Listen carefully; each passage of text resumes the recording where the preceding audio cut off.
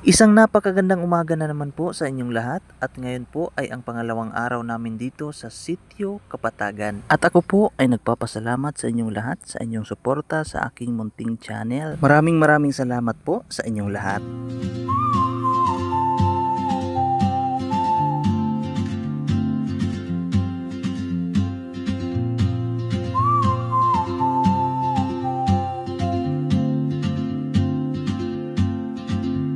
She moves like a map with no borders. Napakaganda po ng lugar nila dito. Parang may sea of clouds. Dito po alas 5 ng umaga po ngayon. Andito pa rin kami sa Kapatagan na sakop ng Marilog District. Ito po pala ang kanilang mga lumang paaralan.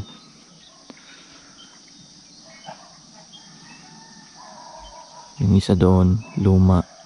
Ito medyo bago. Ito din, luma. Doon kami natulog sa bagong paaralan dito sa Kapatagan. Ito bago din.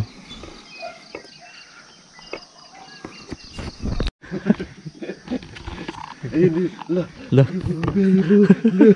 Video nih, video. Video kan. Video na. Ito po si Istong. Good morning, Tong. Si Peter Paul. Tsaka magpapalipad kami ng drone.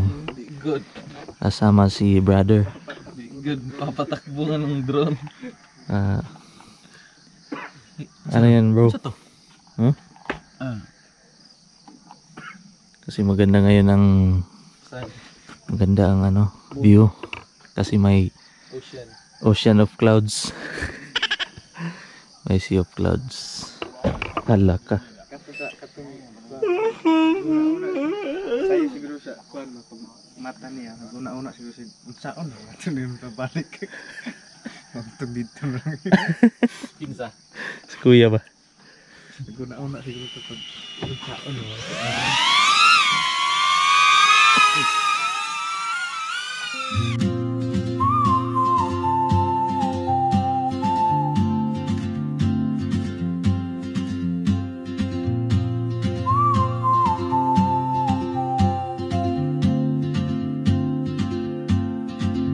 She moves like a map with no borders, a whisper caught in the wind.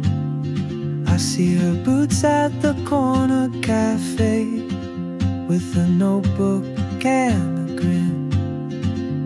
She's chasing skies I've never named while I stay in my lane.